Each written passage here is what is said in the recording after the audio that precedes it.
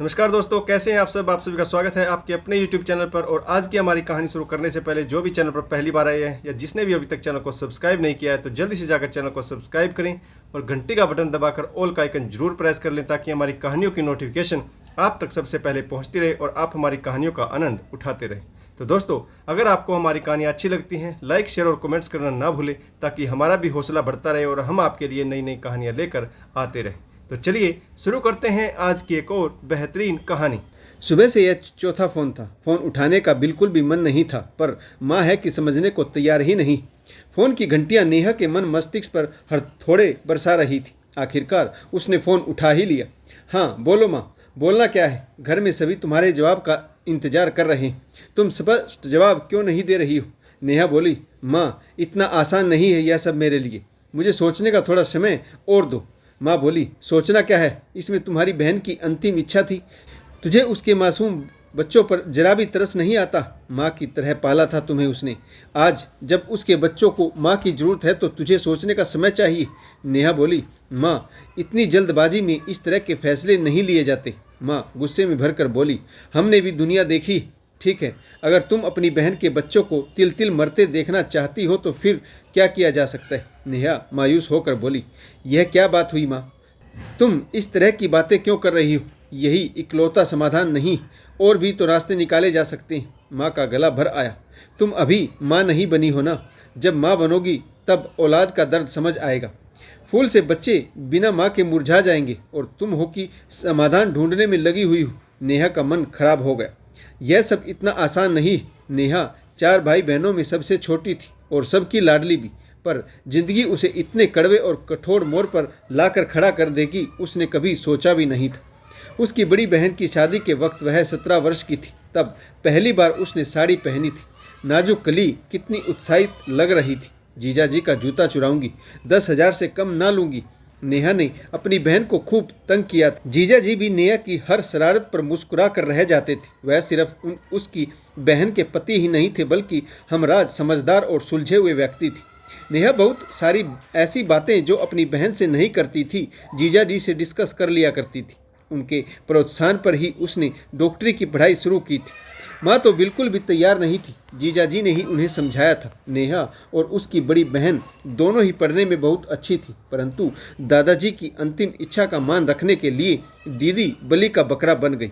गोल रोटियां, स्वादिष्ट सब्जी, अचार, मुरब्बे के अलावा उनकी ज़िंदगी में और कुछ नहीं था। दीदी पढ़ना चाहती थी, लेकिन दादाजी ने कहा कि वह मरने से पहले अपनी पोती का विवाह देखना चाहते हैं। समय कितना बलवान है। दीदी की शादी हुई तो बच्चे हुए और वह दुनिया छोड़कर चली भी गई। दादाजी आज भी चारपाई पर बैठे अंतिम समय की प्रतीक्षा कर रहे हैं। नेहा को याद है आज भी वह दिन जब उसकी बहन की कैंसर की रिपोर्ट आई थी। कैंसर 3rd स्टेज पर था। घर में कोहराम मच गया था। माँ का रो रो कर बुरा हाल था। सब एक दूसरे को झूठा दिलासा दे रहे थे, परंतु जानते थे कि अब जीजी नहीं बचेगी। प्रवीण जीजाजी का सुदर्शन चेहरा अचानक से बूढ़ा लगने लगा था। अपनी जीवन संगनी की दुर्दशा उनसे बर्दाश्त नहीं हो रही थी। कितना सुखी था उनका परिवार, न जाने किसकी नज़र लग गई इस खुशहाल परिवार को। जीजाजी ने दीदी को बचाने के लिए हर संभव कोशिश की। मुंबई, मद्रास, कहाँ नहीं दौड़े, किस किस के आगे हाथ नहीं जोड़े, पैसा पानी की तरह बहा दिया, पर सब बेकार गया और दीदी हम सबको रोता बिलखता छोड़कर चली गई। घर मेहमानों और रिश्तेदारों से खचाखच भरा हुआ था। नन्ही परी माँ के लिए बिलख बिलख कर रोते हुए अपनी मौसी नेहा की गोद में ही सो जाती थी। प्रवीण जीजाजी के माँ बाबूजी बहुत पहले ही गुजर चुके थे। उनकी कोई बहन भी नहीं थी। दूर की रिश्तेदार चाची बार बार नेहा को घूर रही थी। उसने पास आकर पूछा, बेटी तुम कौन हो? तुम्हारे नैन नक्श परी की माँ जैसे। नेहा ने परी की तरफ इशारा करते हुए कहा, मैं इसकी मौसी हूँ। दीदी की चाची सास के चेहरे पर एक रहस्यमयी मुस्कान तैर गई। सोती हुई परी के सिर पर हाथ फेरते हुए व्यंग्यात्मक ढंग से कहा, हाँ भाई, परी के लिए तो तुम माँ जैसी हो। अब तो तुम ही इन बच्चों की देखभाल कर सकती हो। नेहा गुस्से से तिल मिला गई। चाची सास के यह शब्द उसे अंदर तक झकझोर गए। यह पहली बार नहीं था। इन 13 दिनों में जाने अनजाने कितनी निगाहों में यही सवाल उसने देखे थे। नेहा माँ से कहने लगी, माँ, दीदी को गए 4 दिन नहीं हुए और लोग हैं कि जीजा जी की दूसरी शादी के बारे में सोच रहे हैं। माँ बोली, बेटी, यह दुनिया ही ऐसी है। आज एक महिला मुझसे तुम्हारे जीजाजी के लिए अपनी तलाकशुदा बेटी के रिश्ते की बात कर रही थी। एक अच्छा जीवन जीने के लिए आलीशान मकान, नौकर चाकर, गाड़ी, रुपया पैसा किसको नहीं चाहिए। तुम्हारे जीजाजी ने अपने जीवन में इतना धन कमाया है कि कोई भी उन्हें अपनी बेटी देने के लिए तैयार हो जाएगा। नेहा का मन खिन्न हो गया। दीदी के सपनों का घर धीरे धीरे ढह रहा था। आलीशान कोठी, फूलों से लहराता आंगन, बड़ी गाड़ियां, लाखों की ज्वेलरी और बैंक बैलेंस, अब इन सब पर कोई और ऐश करने आ जाएगी। परंतु क्या वह परी और गोलू को माँ का प्यार दे पाएगी? यह सोचकर ही नेहा का मन सिहर उठता। धीरे धीरे सभी मेहमान चले गए। नेहा ने भी अपना सामान पैक करना शुरू कर दिया। तभी गोलू और परी उसके पास आकर बैठ गई और बोले, मौसी आप जा रही हैं? दीदी के जाने के बाद दोनों बच्चे बहुत अकेले पड़ गए थे। नेहा में वह अपनी माँ की परछाई देख रहे थे। नेहा बोली, हाँ बेटा, मेरी छुट्टियाँ खत्म हो गई, परंतु तुम उदास क्यों हो? हम हर रोज वीडियो कॉल पर बातें किया करेंगे और तुम्हारा होमवर्क भी मैं वीडियो कॉल पर ही करा दिया करूँगी। और तुम दोनों कल से अपनी कराटे की क्लास में जाना शुरू कर दो। बच्चे चुपचाप सुनते रहे। तभी माँ कमरे में आ गई। माँ ने नेहा का हाथ पकड़कर अपने पास बैठाते हुए कहा, नेहा तुमसे एक बात कहनी थी। तुमसे कुछ छुपा नहीं। तुम्हारी दीदी के जाने के बाद हमारी जिम्मेदारी और भी बढ़ गई। तुम्हारी बहन ने मरने से पहले मुझसे एक वादा लिया था। वह चाहती थी कि उसके मरने के बाद तुम उसके बच्चों की जिम्मेदारी संभालो। तुम प्रवीण जी से शादी कर लो। नेहा छटपटा गई। माँ तुम ऐसा सोच भी कैसे सकती हो? जीजाजी को मैंने हमेशा सम्मानित नज़रों से देखा है। वह मेरे लिए आदरणीय है। नेहा समझने की कोशिश करो। हमें भी तुम्हारी शादी करनी ही। यह परिवार जाना पहचाना है। बच्चों को माँ मिल जाएगी। वैसे भी एक लड़की को क्या चाहिए? आलीशान घर, नौकर चाकर, रुपया पैसा, गाड़ी और क्या? तुम्हारे पिताजी भी यही चाहते हैं। नेहा आश्चर्य से माँ को देख रही थी। माँ मुझे तुमसे ऐसी उम्मीद नहीं थी। दीदी की चिता की आग अभी ठंडी भी नहीं हुई और आप सब यह सब सोच रहे हैं। माँ का चेहरा गंभीर हो गया। हो सकता है बेटी आज तुम्हें मेरी बातें अच्छी ना लगे, परंतु तुम्हारी बहन के जाने के बाद दामाद जी और उनके बच्चे की जिम्मेदारी भी अब हमारी।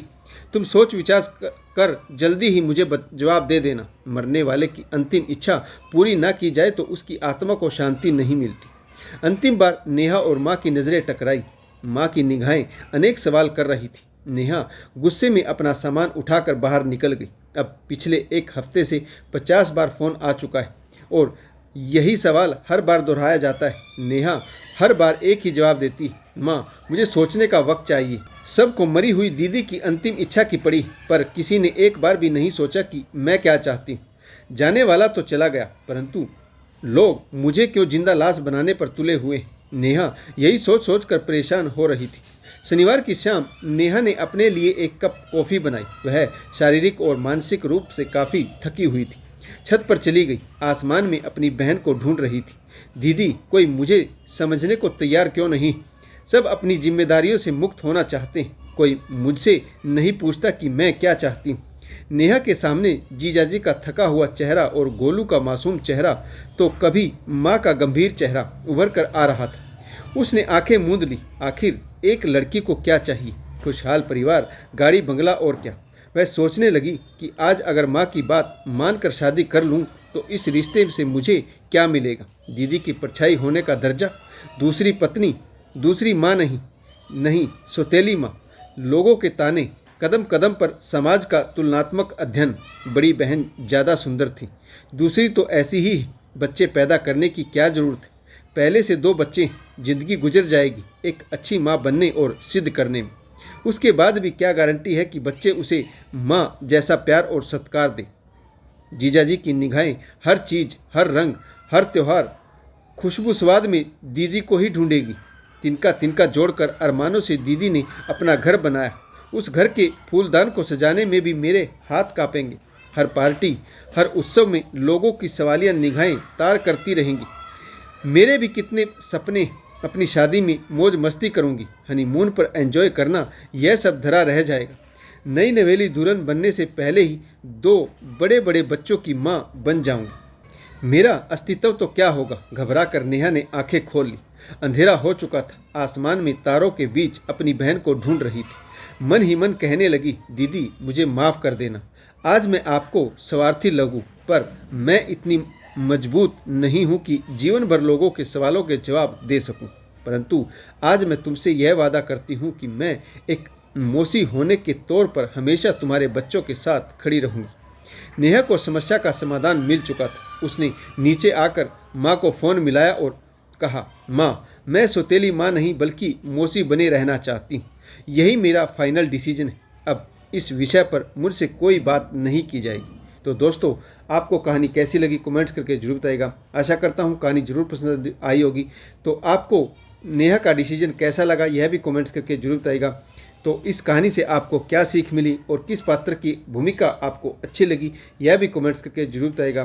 तो अगर कहानी अच्छी लगे लाइक शेयर और कमेंट्स करना ना भूलें। अभी तक चैनल को किसी ने सब्सक्राइब नहीं किया तो जल्दी से चैनल को सब्सक्राइब करें। तो दोस्तों, कहानी पढ़ने के लिए आप सभी का बहुत बहुत धन्यवाद। जय हिंद, वंदे मातरम, भारत माता की जय। जय जवान और जय किसान।